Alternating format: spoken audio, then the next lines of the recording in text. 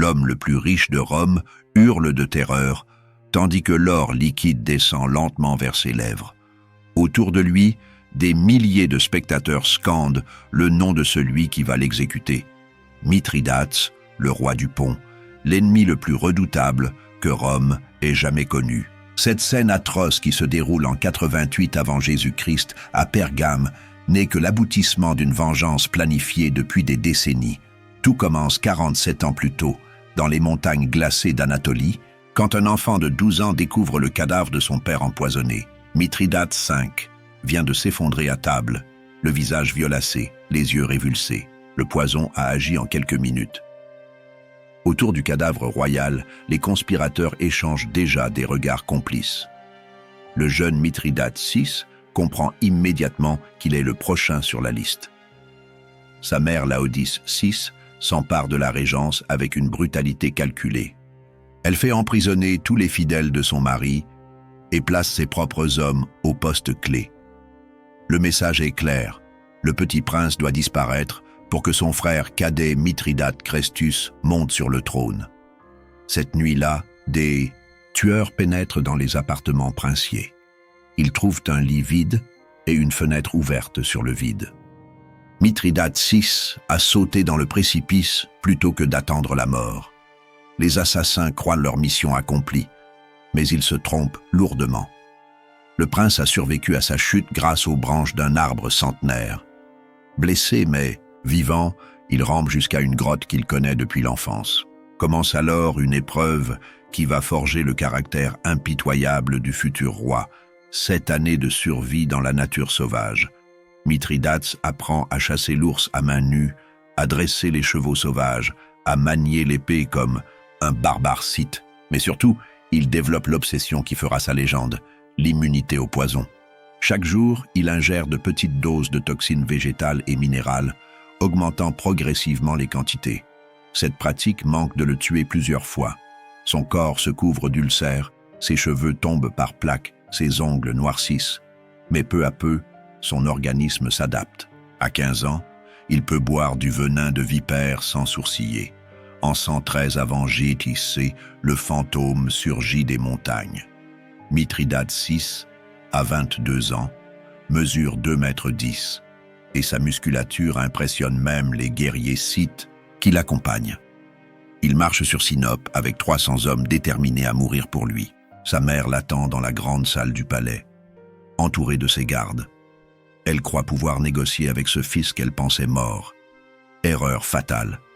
Mithridate ordonne froidement qu'on l'enchaîne dans les cachots où elle mourra de faim 3 mois plus tard. Son frère Chrestus subit le même sort. Pour s'assurer de la loyauté de ses sujets, le nouveau roi épouse sa propre sœur Laodice, âgée de 16 ans. Cette union incestueuse, tradition perse, scelle définitivement son pouvoir sur le pont. Mithridate ne se contente pas de régner sur le petit royaume de ses ancêtres. Dès 112, il lance ses navires vers la Crimée et débarque avec 10 000 hommes sur les côtes de Chersonèse. Les cités grecques locales, menacées par les Scythes, l'accueillent comme un libérateur. Le jeune roi démontre immédiatement ses talents militaires. Il bat les Scythes dans 3 batailles consécutives, utilisant une tactique révolutionnaire. Ses archers à cheval harcèlent l'ennemi, pendant que ses phalanges macédoniennes frappent au centre. En 6 mois, toute la Crimée passe sous contrôle pontique. Ces victoires attirent l'attention des peuples voisins. Tigrane d'Arménie propose une alliance scellée par le mariage de sa fille avec Mithridate. Les rois du Bosphore offrent leur soumission volontaire. En une décennie, l'empire pontique s'étend du Caucase à la Cappadoce. Rome commence à s'inquiéter. En 102, le Sénat envoie une ambassade à Sinope pour féliciter Mithridate de ses succès. Le message implicite est clair, n'allez pas plus loin. Le roi du pont reçoit les ambassadeurs avec tous les honneurs, mais leur répond qu'il ne reconnaît aucune autorité au-dessus de la sienne. Cette déclaration équivaut à une déclaration de guerre. Rome la note soigneusement. En 95, Mithridate décide de tester la détermination romaine. Il installe son fils Ariaratès IX sur le trône de Cappadoce, chassant le roi pro-romain Ariobarzane. c'est un coup de maître politique. Officiellement, il ne fait que soutenir un prétendant légitime. La réaction romaine ne se fait pas attendre. Le consul Lucius Cornelius Sulla débarque en Asie avec 2 légions et chasse Ariaratès IX. Mais au lieu d'envahir le pont, il propose une rencontre à Mithridate pour clarifier la situation. Cette entrevue près de l'Euphrate marque la première confrontation entre les 2 hommes qui vont dominer les 20 années suivantes. Sulla, glacial et méthodique, fait face à Mithridate, flamboyant et passionné. Le Romain exige le retrait pontique de Cappadoce. Le roi accepte, provisoirement. Cette reculade n'est qu'une feinte. Mithridate utilise les 5 années suivantes pour préparer sa revanche. Il soudoie les gouverneurs romains d'Asie, infiltre ses agents dans les légions et surtout tisse un réseau d'alliances avec tous les ennemis de Rome. En 90 avant JC, Rome commet l'erreur fatale. Elle envoie Manius Aquilius pour régler définitivement la question pontique. Manius Aquilius débarque à Pergame avec une réputation terrifiante. Ce vétéran de 50 ans a écrasé la révolte des esclaves en Sicile, tuant personnellement leur chef Athénion en combat singulier. Il a aussi pacifié plusieurs provinces en massacrant systématiquement les opposants. Mais Aquilius cache un vice qui va causer sa perte. Une cupidité sans limite. Il a accumulé une fortune colossale en vendant les postes de gouverneur, en détournant les impôts provinciaux et en rançonnant les cités grecques. Rome ferme les yeux tant que l'ordre règne. Sa mission officielle consiste à restaurer Nicomède IV sur le trône de Bithynie et à contenir Mithridate dans ses frontières. Officieusement, Aquilius compte s'emparer des légendaires trésors du pont, les mines d'or de Pontus Euxinus, les caravanes d'épices de la route de la soie, les tribus des cités grecques. Aquilius commence par accomplir sa mission avec succès. Nicomède IV reprend son trône sans résistance et Mithridate ne bronche pas. Encouragé par cette passivité apparente, le général romain décide de passer à la phase suivante de son plan. Il convainc Nicomède de lancer des raids sur le territoire pontique pour tester les défenses ennemies. En réalité, ces expéditions visent à piller les villages frontaliers et à provoquer Mithridate. Aquilius compte sur une riposte limitée qu'il écrasera facilement, justifiant ainsi une invasion complète du pont. Pendant des mois, les raids se multiplient. Les Bithyniens brûlent les récoltes, pillent les temples, massacrent les populations civiles. Mithridate encaisse sans riposter, se contentant d'envoyer des protestations diplomatiques à Rome. Aquilius interprète ce silence comme de la faiblesse. Il prépare l'assaut final. Une invasion massive de la Bithynie et du pont avec 4 légions. Il a déjà réparti les futures conquêtes entre ses officiers et calculé ses profits personnels. Il ne sait pas qu'il vient de tomber dans le piège le plus sophistiqué de l'histoire antique. Le 15 mai 89 avant JC, aux premières lueurs de l'aube, les guetteurs romains de Nicomédie voient une muraille noire à l'horizon. Ce qu'ils prennent d'abord pour un nuage d'orage se révèle être l'armée de Mithridate, 120 000 fantassins, 16 000 cavaliers et 130 chars à faux étincelants. Aquilius n'en croit pas ses yeux. Où le roi du pont a-t-il trouvé une telle armée? Ses renseignements parlaient de 20 000 hommes au maximum. En réalité, Mithridate a secrètement mobilisé toutes les forces de son empire, Scythes de Crimée, Sarmates du Caucase, Galates d'Anatolie, Thraces des Balkans. La bataille de Protostatium commence par une charge terrifiante des chars à faux. Ces machines de guerre, inventées par les Perses, sèment la panique dans les rangs romains. Leurs roues armées de lames acérées fauchent littéralement les légionnaires, créant des trouées sanglantes dans les formations. Aquilius tente de rallier ses troupes, mais ses 40 000 hommes, principalement des auxiliaires mal entraînés, cèdent à la terreur. Quand la cavalerie scythe charge sur les flancs en hurlant ses cris de guerre, c'est la débandade générale. En 3 heures, l'armée romaine cesse d'exister. Aquilius lui-même, désarçonné par une lance sarmate, tente de fuir vers la côte avec une poignée de fidèles. Il espère rejoindre une galère romaine mouillée dans le port de Sinope. Mais les populations locales, qui haïssent Rome depuis des décennies d'exploitation, le trahissent. Des paysans bithyniens le livrent à Mithridate contre une récompense dérisoire, 100 pièces d'or. Le roi du pont tient enfin sa vengeance. Mithridate ne se contente pas d'exécuter sommairement son prisonnier. Il va transformer la chute d'Achillius en spectacle politique qui marquera l'histoire. Le général romain devient l'emblème de la corruption et de la cupidité de Rome. D'abord, on l'attache sur un âne et on le promène de ville en ville. À chaque étape, des crieurs publics énumèrent ses crimes, les pots de vin acceptés, les impôts détournés, les populations massacrées. Achillius, jadis consul de Rome, est contraint de confesser publiquement ses forfaits. Cette humiliation dure 6 semaines. Dans chaque cité traversée, les foules se pressent pour voir l'homme qui incarnait la puissance romaine réduit à l'état de bête de cirque. Les enfants lui lancent des pierres, les femmes lui crachent au visage, les vieillards maudissent son nom. Achillius tente plusieurs fois de négocier sa libération. Il offre d'abord sa fortune personnelle, 3 millions de sesterces cachés dans des banques de Rhodes. Mithridate refuse. Il propose alors de livrer les plans secrets des défenses romaines d'Asie. Nouveau refus. Désespéré, il va jusqu'à offrir d'empoisonner le Sénat romain. Mithridate éclate de rire. Le roi du pont a d'autres projets pour son prisonnier. Le 3 septembre 89, Mithridate fait son entrée triomphale dans Pergame, l'ancienne capitale du royaume d'Asie. 50 000 spectateurs se pressent sur la grande place pour assister au spectacle final. Au centre de l'esplanade, on a dressé une estrade de marbre blanc. Achillius y est amené, les mains liées dans le dos, sous les cris de haine de la foule. Le général qui terrorisait l'Asie n'est plus qu'un vieillard tremblant, brisé par des semaines d'humiliation. Mithridate monte sur l'estrade, resplendissant dans sa cuirasse d'or et sa cape pourpre. Sa voix puissante porte jusqu'au dernier rang. « Citoyens d'Asie, voici l'homme qui prétendait vous civiliser. Regardez le vrai visage de vos oppresseurs. » Il désigne Achillius du doigt. Cet homme a transformé la justice en commerce. La loi en marchandise, vos souffrances en profit. Il avait soif d'or. Je vais étancher cette soif pour l'éternité. Des serviteurs apportent un brasero ou font de l'or pur dans un creuset d'argile. La température dépasse 1000 degrés. Le métal liquide brille d'un éclat aveuglant, projetant des reflets dorés sur les visages fascinés des spectateurs.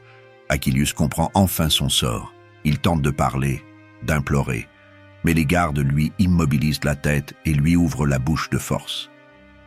Mithridate saisit le creuset de ses mains gantées et s'approche lentement. « Tu as vécu pour l'or, tu mourras par l'or. » D'un geste délibéré, le roi verse l'or fondu dans la gorge du Romain. L'effet est instantané et atroce. Le métal en fusion carbonise les tissus de la gorge en quelques secondes.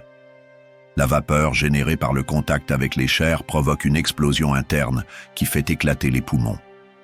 Achillius se convulse violemment avant de s'immobiliser, les yeux révulsés. La foule hurle son approbation pendant que Mithridate contemple le cadavre de son ennemi.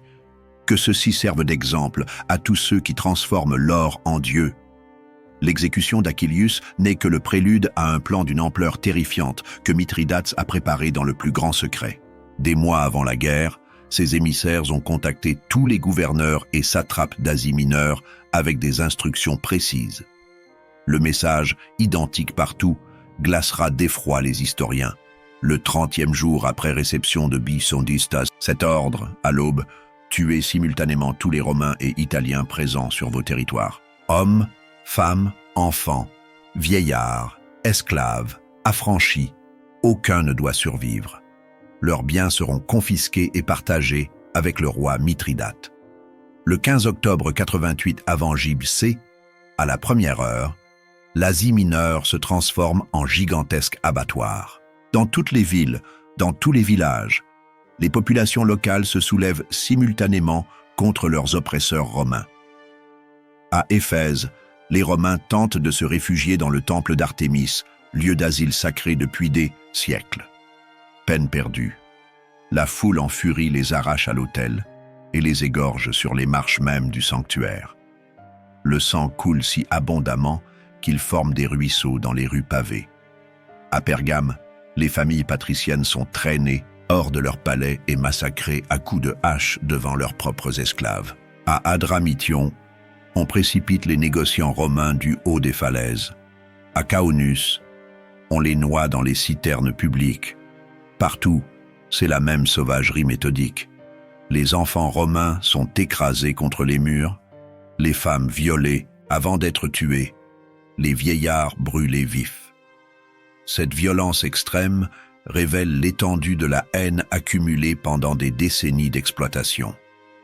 En une seule journée, 80 000 Romains et Italiens périssent dans ce qui sera appelé les vêpres asiatiques. Ce massacre, le plus important de l'histoire antique, plonge Rome dans la terreur. La nouvelle du massacre met 3 semaines à atteindre Rome. Quand les premiers survivants débarquent au port d'Ostie avec leurs récits d'horreur, c'est la stupéfaction générale. Jamais dans son histoire, la République n'a subi un tel affront. Le Sénat se réunit en session extraordinaire. Les sénateurs écoutent dans un silence glacial les témoignages des rescapés. Lucius Marcus raconte comment sa femme et ses 3 enfants ont été égorgés sous ses yeux à Smyrne. Gaius Antonius décrit les tortures subies par les patriciens de Pergame. Ces récits révèlent une réalité que Rome refusait de voir. Ses citoyens sont haïs dans les provinces avec une intensité terrifiante. L'exploitation systématique, la corruption des gouverneurs, les abus des publicains ont transformé l'Asie en poudrière prête à exploser. Marcus Aemilius Scaurus, le prince du Sénat, prend la parole d'une voix blanche. « Citoyens, nous venons de perdre en un jour plus d'hommes cannibales n'en a tué en 15 ans de guerre. Cette honte doit être lavée dans le sang. Tous les sénateurs se lèvent et scandent « Guerre, guerre, guerre !» Rome décrète la mobilisation générale et vote des crédits illimités pour écraser Mithridate. Mais la République traverse une période de guerre civile entre Marius et Sylla. Il faudra 2 ans pour organiser la riposte. 2 années pendant lesquelles Mithridate va étendre ses conquêtes. Enhardi par ses succès, Mithridate lance ses généraux à la conquête de la Grèce. Archélaos débarque au Pirée avec 40 000 hommes et marche sur Athènes. Les Athéniens, là de la domination romaine, ouvrent leurs portes aux libérateurs pontiques. Cette trahison de la cité symbole de la civilisation grecque fait l'effet d'un coup de tonnerre. D'autres villes suivent l'exemple athénien. Sparte chasse sa garnison romaine, Thèbes massacre ses magistrats pro-romains, Delphes livre ses trésors à Mithridate. En quelques mois, toute la Grèce orientale passe sous contrôle pontique. Mithridate semble avoir réussi l'impossible, coaliser l'Orient grec contre Rome. Ses partisans proclament qu'il est le nouveau Alexandre, celui qui unifiera l'Orient contre l'Occident barbare. Cette euphorie va brutalement cesser quand Sylla prend enfin le commandement des armées romaines. En 87 avant J.C., Lucius Cornelius Sylla s'empare du pouvoir à Rome et se fait confier la mission de châtier Mithridate. Ce choix va se révéler fatal pour le roi du Pont. Sylla n'est pas seulement un général brillant, c'est un psychopathe qui trouve du plaisir dans la destruction. Il débarque en Épire avec 5 légions d'élite, 30 000 hommes aguerris par des années de guerre civile. Sa première cible, Athènes, symbole de la trahison grecque. Le siège qui commence révèle toute la cruauté romaine. Sylla fait construire des machines de guerre gigantesques. Ses tours d'assaut dépassent les murailles athéniennes. Ses catapultes lancent des projectiles de 100 kilos qui ébranlent les fondations de la ville. Ses béliers, manœuvrés par des équipes de 200 hommes, martèlent jour et nuit les portes de bronze. Archélaos résiste avec l'énergie du désespoir. Il organise des sorties nocturnes pour incendier les machines romaines. Il fait percer des galeries sous les tours d'assaut pour les faire s'effondrer. Il distribue ses dernières réserves aux défenseurs affamés. Pendant 6 mois, Athènes endure un calvaire effroyable. Les habitants mangent l'herbe des jardins sacrés, puis le cuir de leurs sandales, puis la chair des morts. Certains se jettent du haut des murailles pour échapper à l'agonie. Quand Sylla perce enfin les défenses, sa vengeance dépasse tout ce que l'Antiquité a connu. Il lâche ses légions dans les rues avec un ordre simple: tuer tout ce qui bouge. Le massacre dure 3 jours et 3 nuits. Le sang coule si abondamment dans l'agora qu'il forme un lac rouge. Seule l'intervention de quelques nobles romains philhellènes épargne les monuments à la destruction complète. Mais Athènes ne se relèvera jamais de cette saignée. Archélaos parvient à s'échapper d'Athènes avec 10 000 survivants et reçoit des renforts massifs de Mithridate. En 86 avant JC, il fait face à Sylla près de Chéronée avec 120 000 hommes, fantassins pontiques, cavaliers scythes, chars afaux cappadociens. Sylla ne dispose que de 30 000 légionnaires, mais il va démontrer la supériorité absolue de l'art militaire romain. Pendant la nuit précédant la bataille, il fait creuser des centaines de fosses dissimulées devant ses lignes et y plante des pieux acérés. À l'aube, Archélaos lance ses chars à faux dans une charge spectaculaire.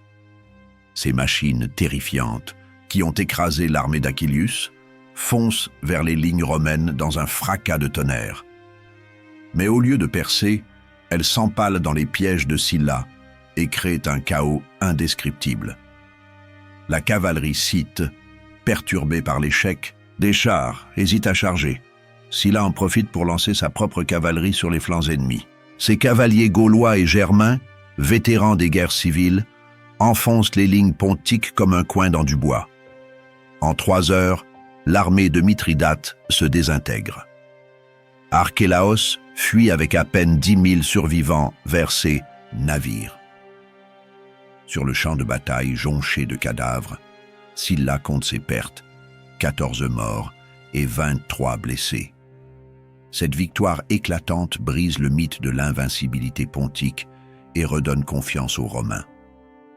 Après sa défaite, Archélaos prend une décision qui va peser lourd dans la suite des événements. Il offre secrètement ses services à Sylla. Cette trahison n'est pas motivée par la lâcheté, mais par le réalisme. Le général pontique a compris que Rome finira par l'emporter. Sylla, homme pragmatique, accepte cette défection. Il promet à Archélaos la citoyenneté romaine, de vastes domaines en Italie, et surtout l'amnistie pour ses crimes de guerre. En échange, le transfuge doit livrer tous les secrets militaires de Mithridate. Cette alliance secrète porte rapidement ses fruits.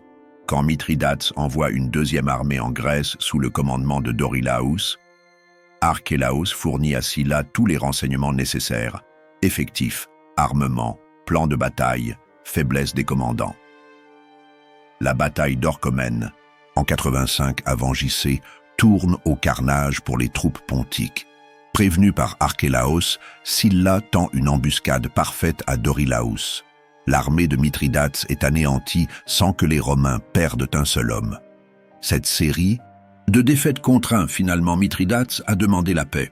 En 85 avant JC, les 2 hommes les plus impitoyables de leur époque se rencontrent face à face près des Dardanelles.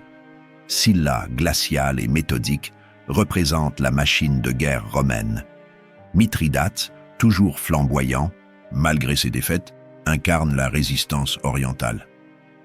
Les conditions de paix exigées par Sylla sont humiliantes. Restitution de toutes les conquêtes pontiques, paiement d'une indemnité de 3000 talents d'or, livraison de 70, galère de guerre, exécution de tous les responsables du massacre des vêpres asiatiques. Mithridate accepte ces conditions draconiennes, mais il garde l'essentiel: son trône, son royaume de base et surtout sa vie. Plus important encore, il gagne du temps. Pendant que Rome s'enlise dans ses guerres civiles entre Sylla et Marius, puis entre César et Pompée, il peut reconstituer discrètement ses forces. Cette paix n'est qu'une trêve, et les 2 hommes le savent parfaitement. Sylla retourne en Italie pour régler ses comptes avec ses ennemis politiques. Mithridate rentre au pont pour préparer sa revanche. Le round suivant aura lieu dans 15 ans. En 74 avant JC, estimant que Rome est suffisamment affaiblie par le soulèvement de Spartacus et les rivalités entre Pompée et Crassus, Mithridate reprend les armes. Cette fois, sa stratégie est radicalement différente. Au lieu d'une guerre d'expansion classique, il mène une guerre de harcèlement et d'usure. Ses agents infiltrent les armées romaines et organisent des mutineries. Ses espions empoisonnent les puits des camps ennemis. Ses assassins éliminent les officiers romains isolés. Cette guerre de l'ombre démoralise profondément les légions. Rome dépêche successivement Lucullus, puis Pompée, pour en finir avec ce roi qui défie la République depuis 40 ans. Lucullus remporte plusieurs victoires brillantes, mais échoue à capturer Mithridate. Pompée, avec des moyens considérables, traque le vieux roi jusqu'en Crimée.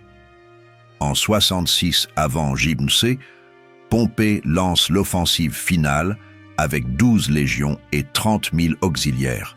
Sa stratégie, parfaitement coordonnée, consiste à fermer tous les débouchés possibles à Mithridate. Méthodiquement, il conquiert une à une toutes les positions pontiques. Mithridate, âgé de 69 ans, voit son empire s'effondrer morceau par morceau. Ses alliés l'abandonnent, ses généraux le trahissent, ses soldats désertent. Le coup de grâce vient de son propre fils Pharnace qui se révolte contre lui et s'allie aux Romains. Trahi par sa chair et son sang, Mithridate se retrouve isolé dans une forteresse de Crimée avec une poignée de fidèles. Plutôt que de tomber vivant aux mains de Pompée, il décide de mettre fin à ses jours. Mais l'ironie de l'histoire veut que sa fameuse immunité au poison, cultivée pendant des décennies, l'empêche de mourir. Les doses de venin qu'il ingère ne lui font aucun effet. Désespéré, il supplie Bituitus, son garde du corps gaulois, de l'achever à l'épée. Après 47 ans de règne, je meurs comme j'ai vécu, en résistant à Rome. L'épée traverse son cœur. Ainsi meurt le dernier grand roi hellénistique, celui qui aura tenu tête à Rome pendant 4 décennies. La mort de Mithridate en 63 avant J.C. marque la fin d'une époque. Avec lui disparaît le dernier, royaume capable de défier Rome sur un pied d'égalité. Désormais, la Méditerranée devient définitivement un lac romain. Mais la légende de Mithridate survit au siècle. Son nom devient synonyme de résistance à l'oppression. Les poètes chantent ses exploits, les historiens admirent sa ténacité, les conspirateurs invoquent son exemple. Mozart composera un opéra sur sa mort. Racine en fera le héros d'une tragédie. Byron chantera sa gloire dans ses poèmes. Jusqu'au XXe siècle, Mithridate incarnera le roi qui osa défier l'empire invincible. L'exécution d'Achillius par l'or fondu reste l'épisode le plus frappant de cette saga. Elle symbolise la vengeance de l'Orient contre l'Occident, du raffinement grec contre la brutalité romaine, de la justice divine contre l'avidité humaine. En 2003, une équipe de médecins britanniques a voulu comprendre ce qui tuait réellement les victimes de l'or fondu. Utilisant un larynx de bœuf et du plomb en fusion, ils ont reconstitué l'exécution d'Achillius. Leurs conclusions sont édifiantes. L'or fondu, à plus de 1000 degrés, provoque instantanément la vaporisation des liquides corporels. Cette vapeur sous pression fait littéralement exploser les organes internes. La mort survient en moins de 10 secondes par arrêt cardiaque et choc thermique. Mais le plus troublant, c'est que la victime reste consciente pendant ces 10 secondes atroces. Elle ressent la brûlure de l'or qui descend dans sa gorge, la douleur de ses poumons qui se déchirent, l'agonie de son cœur qui s'emballe avant de s'arrêter à jamais. Cette étude confirme que Mithridate avait choisi la plus atroce des morts pour son ennemi. L'or fondu n'était pas seulement symbolique, il était aussi la torture la plus raffinée de son époque. L'exécution d'Achillius révèle un aspect troublant de la personnalité de Mithridate, son goût pour les châtiments sophistiqués. Ce roi cultivé, qui parlait 22 langues et protégeait les arts, manifeste une créativité inquiétante quand il s'agit de punir ses ennemis. Les archives pontiques, partiellement conservées par les historiens romains, décrivent d'autres supplices inventés par le roi. Les traîtres de son entourage subissent l'empalement en public, plantés sur des pieux de 3 mètres de haut. Les espions romains sont noyés dans des cuves d'huile bouillante. Les publicains capturés, ces collecteurs d'impôts honnis, sont enterrés vivants dans du miel et livrés aux insectes qui les dévorent lentement. Les usuriers romains sont attachés sur des fourmilières géantes et abandonnés pendant des jours. Leurs cris attirent d'autres prédateurs qui achèvent l'œuvre des fourmis. Ces tortures ne répondent pas seulement à la vengeance personnelle. Elles visent à terroriser les populations romaines d'Asie et à décourager toute collaboration avec l'occupant. Mithridate comprend que la terreur peut être une arme politique aussi efficace que l'épée. Chaque exécution publique ordonnée par Mithridate obéit à une mise en scène minutieuse. Le roi fait venir des témoins de toutes les provinces, des artistes pour immortaliser la scène, des héros pour répandre la nouvelle dans l'Empire. L'exécution d'un gouverneur romain corrompu à Éphèse attire 50 000 spectateurs. Celui-ci, coupable d'avoir vendu des enfants grecs comme esclaves, est attaché entre deux navires qu'on écarte progressivement. Son corps se déchire lentement sous les hurlements de la foule. Un banquier romain qui prêtait à des taux usuraires est crucifié la tête en bas, sa fortune en pièces d'or clouée sur la croix au-dessus de lui.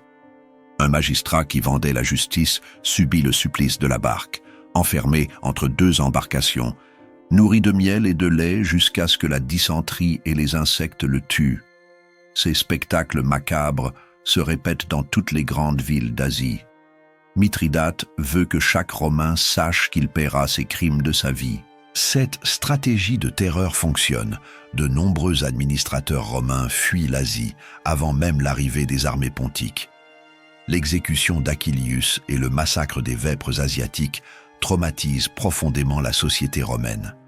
Pour la première fois depuis Hannibal, Rome découvre qu'elle peut être battue, humiliée, massacrée par un ennemi étranger. Cette prise de conscience provoque une crise politique majeure. Les familles patriciennes qui ont perdu des fils en Asie exigent une vengeance exemplaire. Les Équites, cette classe de marchands et banquiers enrichis dans les provinces, comprennent soudain que leur cupidité peut leur coûter la vie. Marcus Porcius, Cato l'Ancien, figure emblématique de l'intransigeance romaine, prononce un discours, resté célèbre: « Citoyens, nous avons semé la haine en récoltant l'or. Nos gouverneurs ont prostitué la justice. Nos publicains ont saigné les provinces. Mithridates nous renvoie le miroir de nos crimes. » Ce discours fait scandale au Sénat, mais il traduit une prise de conscience. L'exploitation systématique des provinces a créé une bombe à retardement qui vient d'exploser. L'onde de choc provoquée par Mithridate pousse Rome à réformer profondément son système d'administration provinciale. Les abus les plus criants sont réprimés, les gouverneurs corrompus sanctionnés, les exactions des publicains limitées. Cette évolution, directement inspirée par la terreur qu'inspire Mithridate, améliore paradoxalement la gouvernance romaine. Les provinces connaissent une période de relative prospérité, les révoltes se raréfient, l'intégration culturelle s'accélère. Ironiquement, le roi qui voulait détruire Rome contribue à la rendre plus efficace et plus durable. En révélant les failles du système, il force les Romains à les corriger. L'or utilisé pour exécuter Aquilius donne naissance à de nombreuses superstitions dans le monde antique. Ce métal, souillé par le crime, est réputé maudit, porteur de malédictions qui s'abattront sur quiconque le touchera. Quand Sylla reprend Pergame en 84 avant J.C., ses soldats découvrent cet or dans le trésor royal.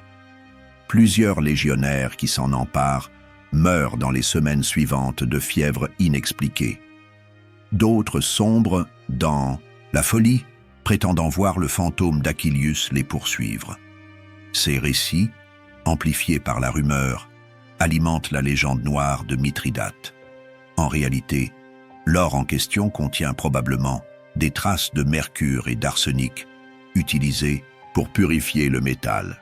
Ces substances toxiques expliquent les empoisonnements rapportés par les chroniqueurs. Mais dans l'Antiquité, on préfère invoquer la malédiction divine. Cette dimension surnaturelle renforce l'impact psychologique de l'exécution. Aquilius ne meurt pas seulement dans d'atroces souffrances, il emporte dans la tombe une malédiction qui frappe tous ceux qui l'approchent. Même après sa mort, Mithridate continue d'inspirer la résistance anti-romaine. Ses anciens généraux organisent des réseaux clandestins dans tout l'Orient. Ses partisans entretiennent sa mémoire par des récits épiques et des chants de guerre. En Crimée, son fils Pharnace, pourtant responsable de sa chute, finit par reprendre les armes contre Rome. Il sera écrasé par César Azéla en 47 avant J. C, mais non sans avoir infligé de lourdes pertes aux légions. En Cappadoce, le prétendant Sicinès se réclame de l'héritage pontique et soulève les montagnards contre Rome.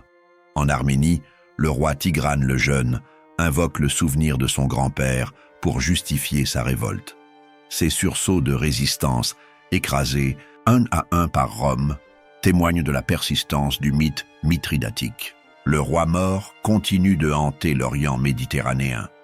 Par-delà sa légende politique, Mithridate laisse un héritage scientifique durable. Sa méthode d'immunisation contre les poisons, perfectionnée pendant des décennies, ouvre la voie à la toxicologie moderne. Ses médecins de cour, dirigés par le célèbre Cratès, développent des antidotes universels mêlant des dizaines d'ingrédients. La fameuse thériaque de Mithridate reste utilisée jusqu'au XVIIIe siècle dans les pharmacopées européennes. Plus largement, le principe de la mithridatisation, l'immunisation par exposition progressive à de faibles doses, inspire les premiers vaccins. Jenner cite explicitement l'exemple de Mithridate dans ses travaux sur la variolisation au XVIIIe siècle. Cette dimension scientifique contraste avec l'image du tyran sanguinaire véhiculée par la propagande romaine. Elle révèle un esprit curieux, méthodique, capable d'innovation dans tous les domaines. Après la mort de Mithridates, Rome lance une vaste campagne de propagande pour ternir sa mémoire. Les historiens officiels le dépeignent comme un tyran sanguinaire, un barbare assoiffé de sang, un ennemi de la civilisation. Cette réécriture de l'histoire vise à justifier rétroactivement la brutalité de la répression romaine. Les massacres de Sylla en Grèce, les pillages de Lucullus en Asie, les déportations de Pompée en Crimée deviennent des actes de légitime défense contre un monstre. Tite-Live, Tacite, Plutarque participent tous à cette entreprise de dénigrement. Seuls quelques historiens grecs comme Appien tentent de donner une vision plus nuancée du personnage. Pourtant, les sources non romaines dressent un portrait radicalement différent. Les historiens parthes le décrivent comme un allié fidèle. Les chroniques arméniennes en font un protecteur de l'indépendance orientale. Les récits Thrace le présentent comme un libérateur. Cette bataille mémorielle se poursuit pendant des siècles. Chaque époque réinterprète Mithridate selon ses propres préoccupations. Résistant anti-impérialiste pour les uns, despote oriental pour les autres. La figure de Mithridate fascine les artistes de toutes les époques. Racine en fait le héros de sa tragédie Mithridate en 1673, créant un personnage déchiré entre l'amour et la vengeance. Mozart compose son opéra Mithridate, Re di Ponto en 1770, transformant le roi guerrier en héros romantique. Au XIXe siècle, les peintres orientalistes s'emparent du personnage. Delacroix peint La mort de Mithridate en 1838. Byron lui consacre plusieurs poèmes dans ses contes orientaux. L'exécution d'Achillius inspire de nombreuses œuvres, de la gravure de Gustave Doré aux toiles spectaculaires de Jean-Léon Gérôme. Cette fascination artistique révèle la dimension mythique du personnage. Au-delà de l'histoire, Mithridate incarne des archétypes universels. Le résistant face à l'oppresseur, l'Orient mystérieux face à l'Occident rationnel, l'individualisme héroïque face à la machine étatique. L'affrontement entre Mithridate et Rome nous enseigne des vérités éternelles sur la nature du pouvoir et de la résistance. Il montre comment l'oppression systématique finit toujours par susciter des réactions violentes, comment la cupidité aveugle des dirigeants peut provoquer des catastrophes imprévisibles. L'exécution d'Achillius symbolise cette justice immanente qui frappe tôt ou tard les oppresseurs. Le général romain, symbole de la corruption et de l'avidité, meurt par ce qu'il a le plus aimé, l'or. Cette mort atroce résonne comme un avertissement à tous ceux qui transforment le pouvoir en profit personnel. Mais l'histoire révèle aussi les limites de la résistance individuelle. Malgré son génie, son courage et sa ténacité, Mithridate finit par succomber face à la machine romaine. Son échec final démontre qu'aucun homme, si exceptionnel soit-il, ne peut durablement tenir tête à un système organisé. Plus de 2000 ans après cette exécution terrible, l'image de Mithridate versant l'or fondu dans la gorge d'Achilleus continue de nous hanter. Cette scène condense tous les enjeux d'une époque. La cupidité de Rome, la vengeance de l'Orient, le choc des civilisations, la barbarie du pouvoir. L'histoire de ces deux hommes nous rappelle que derrière les grandeurs des empires et les discours des philosophes se cachent toujours des réalités plus sombres. Elle nous montre comment la soif de richesse peut conduire aux pires extrémités, comment l'oppression engendre la violence, comment la politique se transforme en carnage. Mithridate et Achilleus incarnent cette face noire de l'humanité, celle qui transforme l'or en instrument de mort et la vengeance en spectacle public. Leur affrontement posthume continue de résonner dans notre mémoire collective, rappelant que l'histoire est toujours écrite avec l'encre du sang et l'or de la mort. Cette leçon terrifiante garde toute sa validité. Tant que les hommes chercheront le pouvoir et la richesse au détriment de la justice, il y aura toujours des Achilleus pour opprimer et des Mithridates pour se venger. L'or coulera toujours dans des gorges, qu'ils soient liquides ou métaphoriques, et la mort continuera de frapper ceux qui oublient leur humanité au profit de leur cupidité. Add to conversation.